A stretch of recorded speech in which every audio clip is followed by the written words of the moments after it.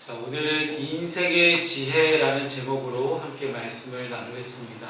오늘 이 어버이 주일을 맞아서 함께 예배하는 우리 사랑하는 우리 성도님들 가운데 우리 부모님 되시는 분들은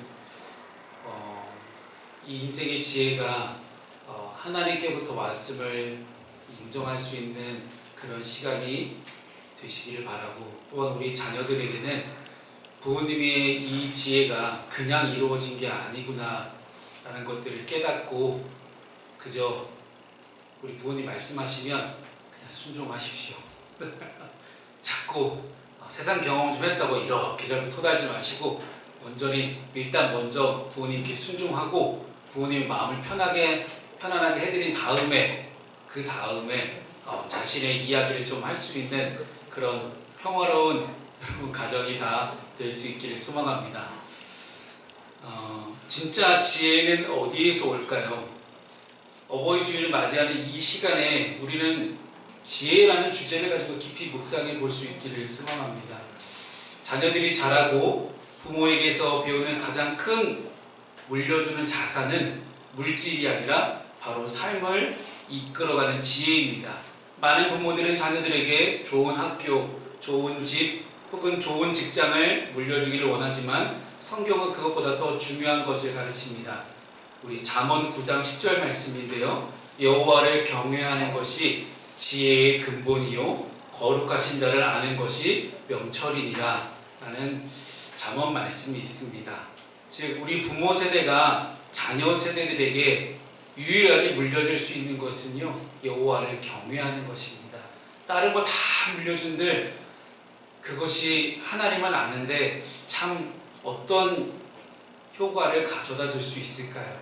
가장 중요한 것은 여호와를 경외하는 것임을 분명히 깨닫고 우리 부모님들은 오늘부터라도 이 여호와를 경외하는 가장 근본적인 신앙의 원리를 자녀 세대들에게 가르쳐 줄 수 있기를 소망합니다.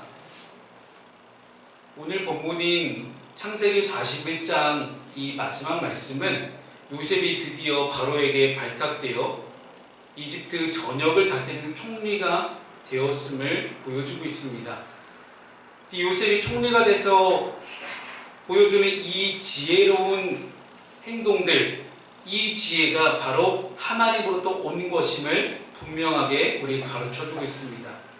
요셉은 인생의 후반기에 나타난 이 지혜의 삶을 바탕으로 오늘을 사는 우리 어버이 세대들, 그리고 다음 세대를 키우는 사명 앞에 있는 우리 교회 공동체 모두에게 이 지혜가 어떻게 시작이 되었는지, 이 지혜를 물려주는 것이 과연 어떤 의미가 있는지를 오늘 성경 우리에게 가르쳐주고 있습니다.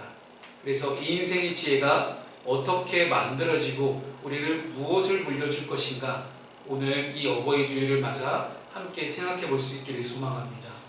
첫 번째 지혜는 철저한 훈련의 시간을 통해서 다듬어지게 되어 있습니다. 오늘 본문의 46절 말씀을 함께 읽습니다. 시작. 요셉이 애굽 왕 바로 앞에 설 때에 30세라 그가 바로 앞을 떠나 애굽 온 땅을 순찰하니. 아멘. 우리는 요셉의 이야기에서 30세의 나이에 총리가 되었다는 이 성공 사례에 주목하지 않았으면 좋겠습니다. 아까 우리 청소년부 예배 때 한 친구가 오 인생 대박, 인생은 역시 한방이야 라고 그렇게 이야기합니다. 그렇듯하죠. 30살의 나이에 한 나라를 다스리는 총리가 되었다는 것, 그리고 그 당시 이집트가 그 근방에서 가장 큰 강대국이었다는 것을 생각해 볼 때 정말 한방의 인생 역전이 아닐 수가 없습니다. 감옥에 갇혀있다가 하루아침에 총리가 됐으니 이 얼마나 대단합니까? 그러나 요셉은 17세에 형들에게 버림받고 애국으로 노예로 팔려왔으며 그 이후에도 계속해서 감옥에서 옥살이를 하다가 30세에 드디어 바로 앞에 서서 그의 꿈을 해석해 줌으로써 총리가 됩니다. 무려 13년 동안 그의 신분은 노예였고 죄수였습니다. 이 시기를 우리는 고난의 시기라고 부릅니다. 그러나 성경은 이 시간을 통해 요셉이 하나님의 사람으로 철저하게 연단받고 훈련받았음을 우리에게 말씀하고 있습니다. 성경에서 애국으로 표기되는 이 이집트라는 나라는 당시 가장 큰 강대국이었습니다. 이런 큰 나라에서 국정 운영에 참여하려면 철저한 행정적인 지식과 정치에 대한 뛰어난 감각이 필요했습니다. 파라오의 신임을 얻어서 한 나라의 위기를 극복할 전국적인 식량 정책을 만든다라는 것, 여러분 절대 쉽지 않습니다. 남들이 해석하지 못하는 그 꿈 하나 해석했다고 야, 바로 총리가 된다. 이게 과연 쉽게 가능할까요? 그렇게 총리가 된들, 꿈 하나 해석했다고 총리가 된들, 그가 한 나라를 다스리는 그런 엄청난 능력과 지혜를 가질 수 있었을까요? 자동적으로? 이게 과연 어떻게 가능할까요? 뿐만 아니라 당시 애굽이라는 나라는 벌써 이집트에 총 32개의 왕조가 있었습니다. 왕조라는 것은 성이 다른 왕들이 등장할 때 왕조가 바뀌었다라고 이야기하거든요. 이집트 역사상 총 32개의 왕조 중에 이 요셉이 총리가 됐던 왕조는 19번째 왕조였던 힉소스 왕조입니다. 그만큼 왕조가 바뀌었다는 것은요, 그 나라의 정치적인 계급사회가 확실하게 자리 잡고 있었다는 것을 뜻합니다. 그런데 이 계급사회에서 외국인이었던, 그리고 천대받던 히브리 민족이었던 요셉이, 그리고 또 한낱 노예에 불과했고 하루 전까지만 해도 감옥에 갇혀 있었던 이 요셉이 하루아침에 정치 중심에 선다. 과연 이게 가능한 일일까요? 상식적으로 생각을 해봐도 성경 창세기는 너무나 많은 것들을 생략하고 있습니다.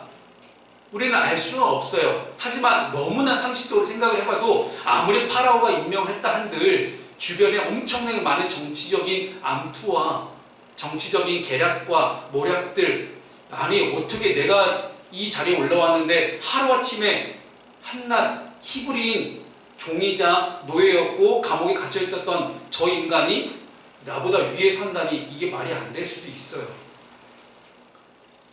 그러나 하나님은 요셉을 이 모든 인간적인 한계를 넘어서 총리의 자리에 세우셨고, 그 총리의 자리에 세우시기까지 철저한 인격적인 훈련과 지혜의 축적을 할 수 있도록 그를 훈련시키셨음을 우리는 알게 됩니다.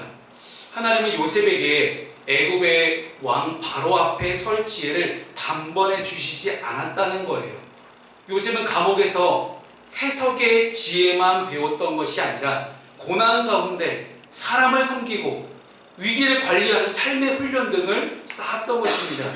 감옥에 사람의 마음을 돌보며 때로는 잊혀지고 때로는 외면당하는 그 시간을 통해 하나님의 뜻에 민감하고 사람의 마음을 이해할 수 있고 상황을 분별하는 사람으로 준비시키셨다는 사실을 우리가 절대로 잊지 말아야 합니다. 또 하나, 사이즈만 점점 커져갔지 요셉은 어느 곳에 있든지 정말로 성실하게 일하는 사람이었습니다. 작은 일에도 충성할 줄 아는 그런 사람이었어요. 보디발의 노예로 팔려갔지만 너무 성실하게 일해서 보디발에 자기 집의 모든 재반 사물을 다 맡겼던 사람이었고, 억울하게 감옥에 갇혔지만 감옥의 간수장도 감옥에 있는 모든 일들을 요셉에게 맡길 정도로 요셉은 어디를 가든 신분이 바뀌었든 상황과 환경이 바뀌었든 그 자리에서 정말 최선을 다해서 성실하게 일을 해서 그 모든 일들을 다 맡아서 할 수 있는 그러한 일들을 13년 동안 계속해서 훈련을 받아왔다는 것입니다. 작은 집을 관리했고 감옥을 관리했고 이제 한 나라를 관리하는 직책위까지 오릅니다. 상황과 환경과 어떤 관리하는 사이즈만 달라질 뿐이지 그는 어디를 가든지 그곳에서 정말로 하나님께서 주신 지혜를 가지고 그 구역을 관리하는 관리자, 책임자로서 성실하게 일했음을 우리는 알 수 있습니다. 예전에 우리 조한상 청년이 우리 요한이에게 세상을 조금 더 일찍 살아본 형으로서 요한이에게 조언을 해줬던 것이 기억이 나요. 다이소에서 알바를 하는 게 부끄럽냐? 절대 부끄럽지 않다. 그곳에서 알바를 하더라도 철저하게 최대한 성실하게 일을 하면 점장이 너를 눈여겨볼 거 아니냐? 그렇게 해서라도 그곳에서 매니저 역할까지 올라갈 수 있는 그런 성공사들이 얼마나 많은지 아느냐. 내가 나에게 주어진 것에 있어서 절대로 허투루 보내지 않고 정말 성실하게 일한다면 그 어느 누가 되든지 너를 눈여겨볼 것이고 너를 반드시 하나님께서 사용하실 것이라는 그런 조언이었어요. 이 이야기를 우리 요한이가 어디까지 어떻게 이제 받아들이고 마음에 잘 새겼는지는 모르겠습니다만은 저는 오늘 함께 말씀을 듣는 우리 사랑하는 청년들에게 이 요셉의 성공 사례가 단순히 성공 사례로만 비춰지지 않고 13년이라는 기간 동안 어떻게 요셉이 하나님께 철저하게 훈련받았는지 이 부분에 대해서 주목할 수 있기를 소망합니다. 또한 우리 부모 세대들은 우리 자녀들에게 있어서 한순간에 이렇게 해라 저렇게 해라 뭔가 툭툭 던질 것이 아니라 조금 시간을 가지고 기다리고 묵묵하게 지원해주고 기도해줌으로써 13년의 시간 동안 요셉이 훈련받았듯이 하나님께서 내 자녀도 반드시 이렇게 천천히 훈련시키실 것이라는 분명한 믿음과 확신을 가지고 나의 자녀를 하나님께 온전히 내어 맡길 수 있는 그러한 인내심이 오늘 부모 세대에게도 있을 수 있기를 소망합니다. 이 13년은 정말 짧으면 짧고 길다면 길 수 있는 그런 시간이겠지만 단순한 시간의 경과가 아니었습니다. 하나님의 깊은 계획 속에서 하나님의 섭리 안에서 요셉이 내면적으로 깎이고 다듬어지는 내적 성장의 시기였습니다. 보디발의 집에서 성직하게 일하면서 성실을 배웠고 감옥 안에서 배반당하는 경험을 통해 인내를 배우기 시작했고 잊혀짐을 통해서 자신의 존재를 오직 하나님께만 둘 수 있는 그런 믿음을 배웠습니다. 하나님께서 우리를 쓰시기 전에 항상 먼저 숨기시고 훈련시키시고 겸손하게 하십니다. 혹시 여러분에게 고난이 찾아왔다면 그 고난이 하나님의 징계로만 보이지 않고 지혜를 주시기 위한 준비 과정으로 보여지기를 소망합니다. 그리고 우리도 요셉처럼 낙심하지 않고 온전히 믿음으로 모든 것들을 잘 견뎌서 이겨낼 수 있는 저 여러분 될 수 있기를 주님의 이름으로 축복합니다. 나무에 보면 나이테가 있습니다.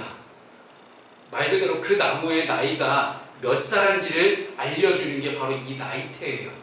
한 줄씩 새겨질 때마다 나무는 두꺼워지고 뿌리도 더 깊게 내려질 것입니다. 그리고 그 세월이 나무를 더 강하게 만들어줍니다. 흔히들 우리 어른들, 우리 부모님 세대의 주름살을 나이로 표현합니다. 늘어가는 주름살이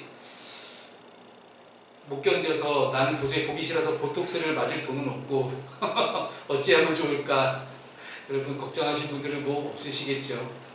그러나 저는 이 주름살과 나이테가 영광의 흔적이라고 생각합니다.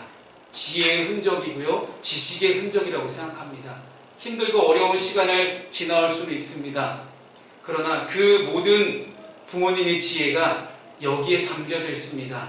세월이 주는 힘은 그 어느 누구도 무시 못합니다. 경험이 쌓인 지혜는 세상의 그 무엇보다 현명합니다. 그 중에서도 긴 시간 하나님을 만나고 경험했던 우리 부모님들의 삶의 지혜는 언제나 자녀들에게 가장 든든한 버팀목이자 조언이 될 것입니다. 솔로몬의 아들 르호보암이라는 왕이 있습니다.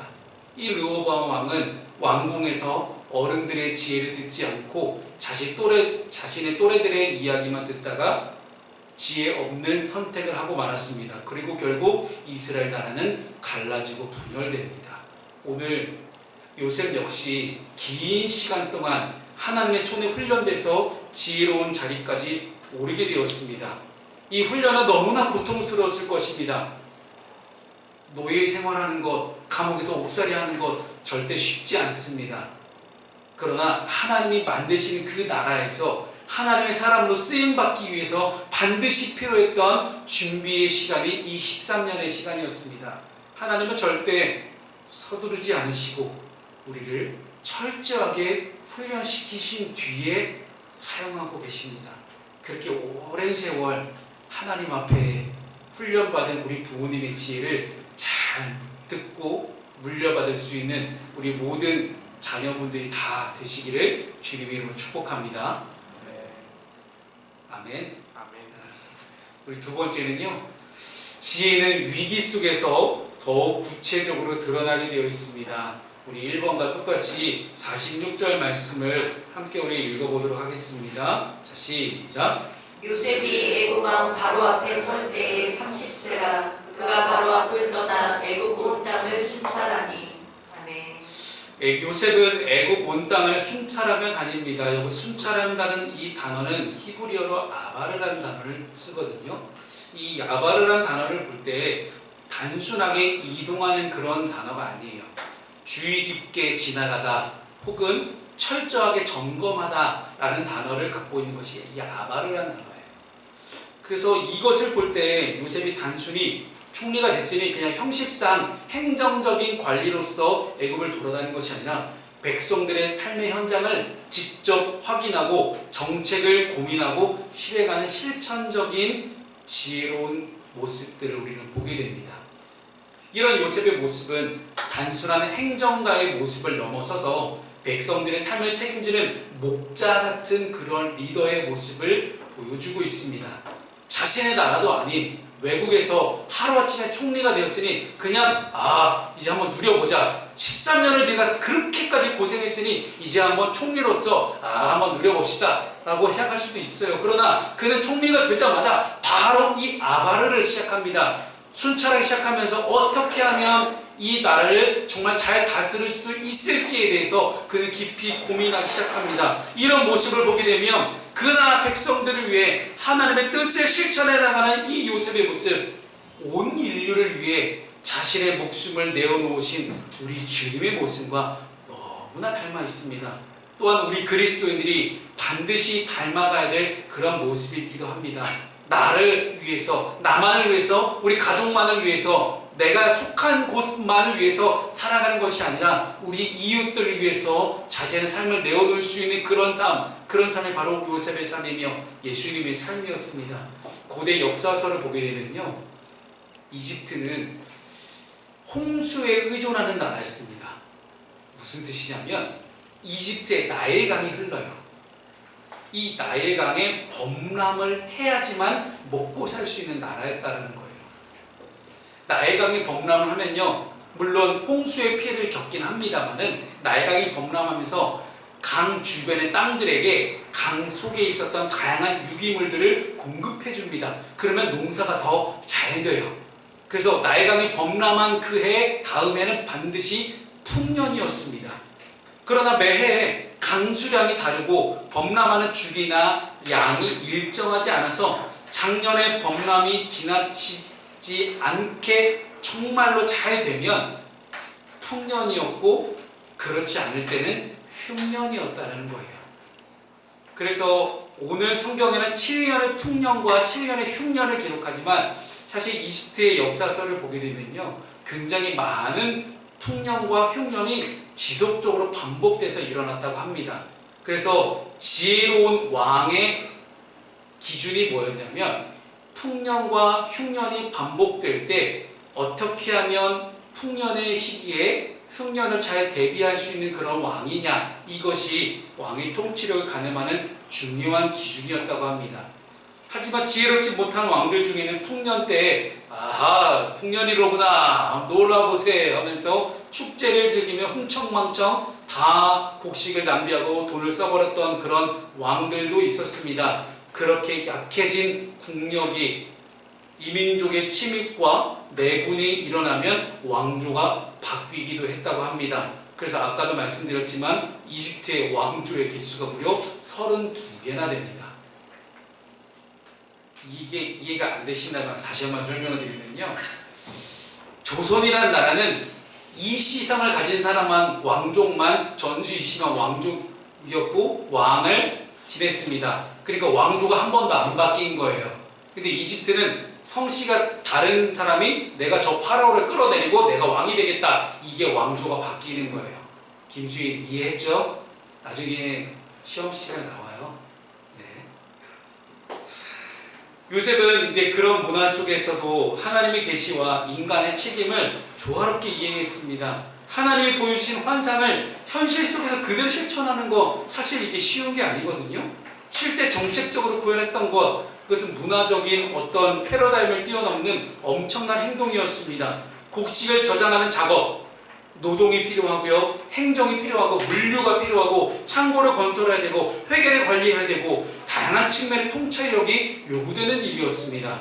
우리가 요셉을 꿈의 사람 요셉으로 묘사하면서 단순히 비전과 환상에 의존하는 그런 사람으로 치부해서는 안 되는 이유가 여기에 있습니다. 요셉이 하나님의 꿈과 환상을 봤으니, 자, 그래, 나도 오늘부터 꿈과 환상과 비전만을 바라보겠습니다 하고 그렇게 나아가서는 안 된다라는 거예요. 하나님의 꿈과 비전과 말씀에 반응해서 내 인간적인 능력을 개발하는 것도 너무나 중요하다는 것입니다. 우리 그리스도인들에게만 있는 유리한 점은 뭘까요? 세상 사람들은 각자 세상 사람들이나 우리랑 똑같이 인간적인 능력을 개발하겠지만 그들에게 없는 것 단 한 가지가 있습니다. 하나님이 주시는 지혜입니다. 그래서 우리는 주님, 저에게도 하나님 나라의 꿈과 비전과 환상을 보여주십시오. 그리고 그것을 잘 감당할 수 있도록 하나님 나라와 의를 감당할 수 있는 지혜를 저에게 더하여 주시옵소서라는 그런 분명한 기도가 우리 모두에게 있기를 소망합니다.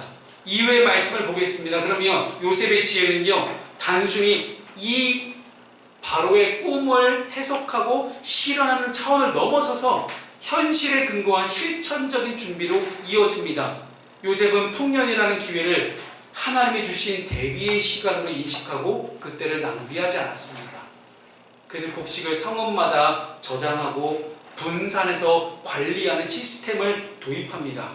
여러분, 이게 쉬운 얘기처럼 들리시죠? 여러분, 우리가 뭔가 내 돈을 분산해서 투자하는 것도 잘 못해요. 내가 갖고 있는 돈 하나만 가지고도, 그 얼마 안 되는 돈 하나 가지고도 분산 투자도 잘 못하고 저축도 어떻게 해야 될지 고민하는 사람이 우리 같은 사람들이에요. 그런데 한 나라의 모든 행정과 관리와 물류와 이 곡식을 저장하고 한 도시에서 곡식이 너무 많이 나오면 이것을 빼다가 부족한 도시 쪽에 계속 채워가면서 분산으로 저장해서 하는 이 시스템이 이 고대의 사회에서 BC 2세기거든요. BC 2세기 이게 과연 가당키나 한 일일까요? 사실 쉽지 않은 내용입니다. 이 방식은 오늘날까지도 위기관리 시스템에 적용되는 방식이기도 합니다. 요셉이 얼마나 뛰어난 위기관리자였는지는 이 저장하다로 번역된 히브리어를 보게 되면요, 단순히 모은다는 의미를 넘어서서 질서를 따라 분류하며 쌓는다라는 그런 함축된 의미가 있습니다. 이것은 요셉의 지혜가 단순히 풍년이네, 야 잔뜩 모아, 일단 모으기만 하면 되는 거야 라고 하는 그런 무계획적인 저장이 아니라 구조적으로 체계적으로 시스템을 잘 갖춰서 분산으로 잘 저장했다는 것을 우리는 알 수 있는 중요한 대목입니다. 이 지혜가 어디서 왔을까요? 하나님이 아니고서는 도저히 설명할 수 없는 그런 일이었어요. 2000년대 중반에 이 젊은이들의 집회 강사, 청소년 집회 수련회, 청년 수련회 집회 강사로 열심히 이제 사역하셨던 원 베네딕트라는 선교사님이 계십니다. 지금의 제가 목사가 되기까지 저한테 가장 많은 영향을 주신 분이기도 하신데요. 이분이 한 책에서 이렇게 쓰셨어요. 10대에는 꿈을 꾸고 20대에는 준비하며 30대에는 영향력을 끼치는 사람이 되어라 라는 정말 좋은 문장 하나 남겨주셨습니다. 근데 이 말씀은 아니지만 어쨌든 이 선포를 저도 가슴에 새기고 어떻게 하면 20대에 준비할 수 있을까를 정말 많이 고민했던 것 같습니다. 이 오메리트 선교사님의 말씀을 듣다가 제가 생각난 일화가 하나가 있습니다. 이 선교사님께서 예전에 기도하실 때 혼자 이제 하나님과 함께 기도를 하는데 하나님이 그런 마음을 주셨대요. 일본어를 공부하라는 거예요. 그래서 갑자기 생뚱맞게 일본어를 왜 공부하라고 하시나. 그래서 약간 지금 당장 나에게 필요한 것은 지금 이 대한민국의 많은 이제 젊은이들을 이제 말씀을 전할 수 있는 그러한 것이었으니 정말 전국적으로 바쁘게 돌아다니면서 이제 집회를 인도하셨던 분이었기 때문에 그 집회 말씀 준비하는 시간으로도 정말 부족했던 그런 나날들이었다고 합니다. 그렇게 정시하는 와중에 갑자기 하나님이 일본어를 공부하라고 하시니 이게 도대체 무슨 뚱딴지 같은 말씀이야 하고 그냥 애써 외면하면서 잊어버리고 계셨대요. 그런데 어느 날 일본에 있는 어떠한 아시겠지만 일본은 기독교인 비율이 1%가 넘지 않습니다. 정말 복음화되기 힘든 그런 나라이기도 한데 그곳에서 엄청난 복음의 열정들이 있는 많은 청년들이 일어나기 시작했다는 거예요. 그래서 이 원베네트 선교사님에게 초청을 해서 이 선교사님이 일본으로 건너와서 말씀을 좀 전해줬으면 좋겠다라는 그런 이야기가 들려왔다고 합니다. 그때 깨달았다는 거예요. 그래서 하나님이 일본어를 준비하라고 하셨구나. 근데 왜 내가 그걸 이렇게 애써 외면하고 무시했을까?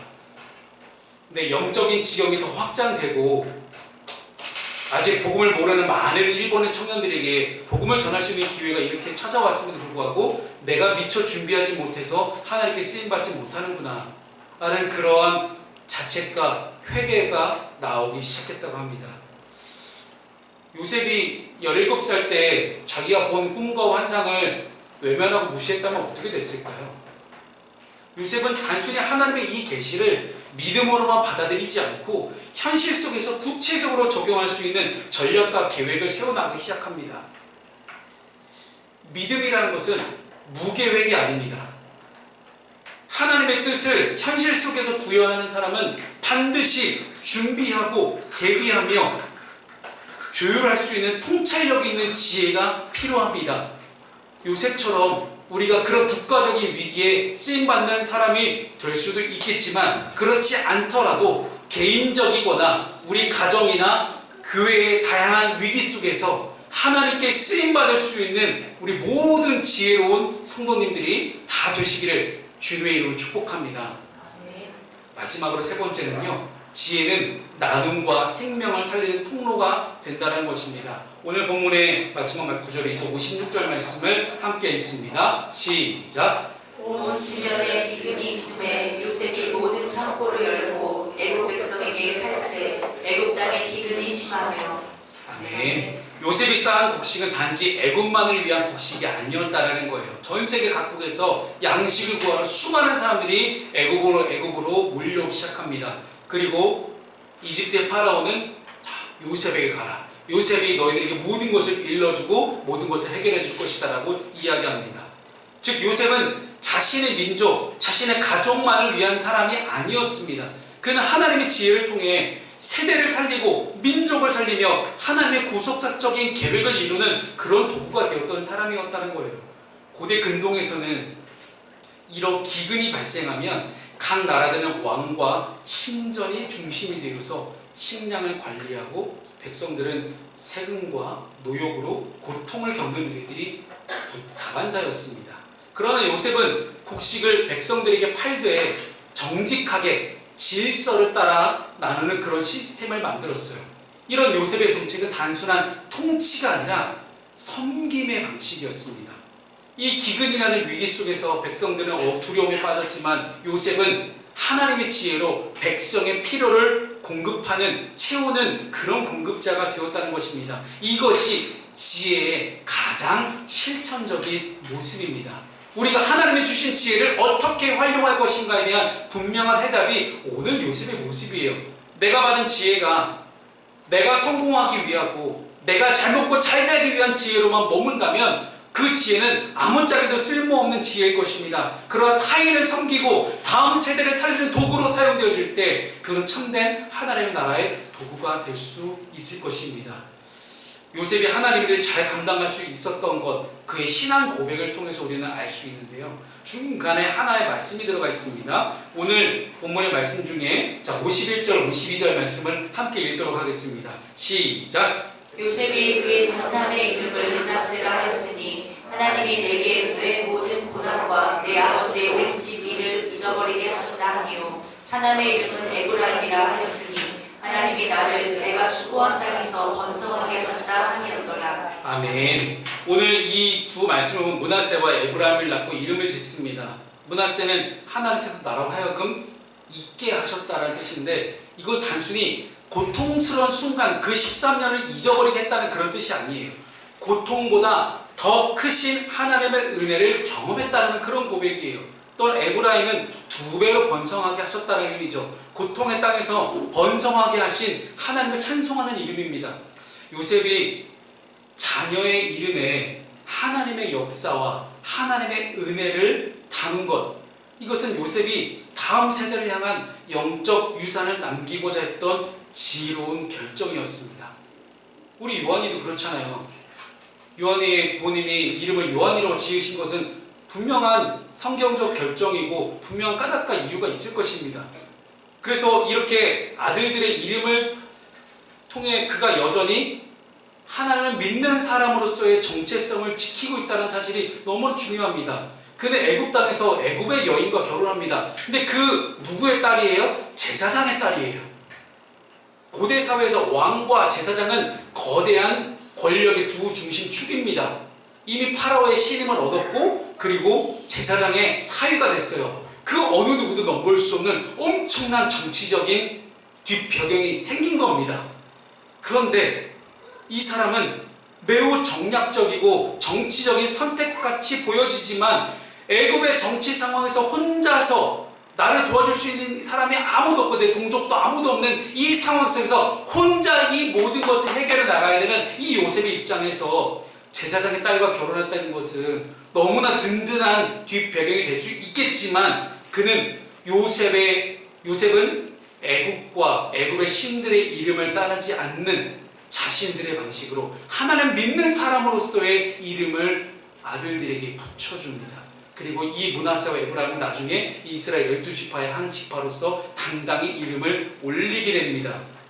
하나님을 믿고 섬기는 부모가 자녀에게 물려줘야 될 지혜로운 정점을 보여주는 것이 바로 이 두 이름이었습니다. 요셉은 단지 자신의 개인적인 성공에 머물지 않고 다음 세대를 위한 하나님 중심의 정체성이 무엇인지 분명하게 보여줍니다. 오늘 여러분의 가정과 우리 교회도 다음 세대가 하나님의 사람으로 살아갈 수 있도록 믿음과 지혜의 유산을 물려주는 어버이의 역할을 잘 감당해야 될 것입니다. 아무리 우리 수인이가 주일 오전에 잠을 자고 싶어도 어떻게든 수인을 깨워서 함께 교회로 와야 되는 것이 우리 집사님의 사명인 것이에요. 힘들죠? 힘들지만 어떻게든 잘 구슬려서 수인이를 데리고 오셔야 되는 게 우리 어머니 집사님으로서의 당연한 사명이라는 것입니다. 잘 타협하시길 소망합니다. 말씀을 정리하도록 하겠습니다. 요셉의 인생 후반부는 단순히 총리가 되어서 성공했다는 그런 이야기가 아니에요. 그는 하나님의 지혜로 준비했고 위기를 관리했으며 사람들을 살리는 지도력을 발휘했습니다. 이것이 어떻게 가능했을까요? 13년이라는 고달픈 시간이 있었습니다. 젊은 시절부터 하나님과 동행했고 겸손하게 훈련받았기 때문에 가능했습니다. 어버이 주일을 맞아서 오늘 본문은 우리 모두에게 이렇게 질문합니다. 당신은 자녀에게 어떤 지혜를 남기고 있습니까? 단순한 정보나 기술 또는 세상에서 성공하는 법을 가르치기보다 하나님을 경외하는 마음과 미래를 준비하는 지혜, 이웃을 섬길 수 있는 삶의 철학을 물려주는 것이 바로 진짜 어버이의 역할입니다. 요셉처럼 하나님의 지혜로 무장된 삶을 살았던 우리 부모님들의 헌신이 오늘날 우리가 안전하고 풍요로운 삶을 누릴 수 있는 기초가 되었습니다. 그리고 이제는 우리 차례입니다. 여러분들 차례입니다. 자녀들이 험한 세상 속에서도 하나님의 지혜로 살아갈 수 있도록 인도해야 되는 책임이 우리 모두에게 있습니다. 그 책임과 의무를 다하는 부모 세대가 되고 또한 부모님의 신앙교육을 잘 따라서 순종하고 그 신앙을 이어가야 되는 책임이 우리 자녀 세대들에게 있습니다. 그 모든 의무와 책임을 다할 수 있는 우리 사랑하는 푸른숲의 성도님들이 다 되시기를 주님의 이름으로 축복합니다.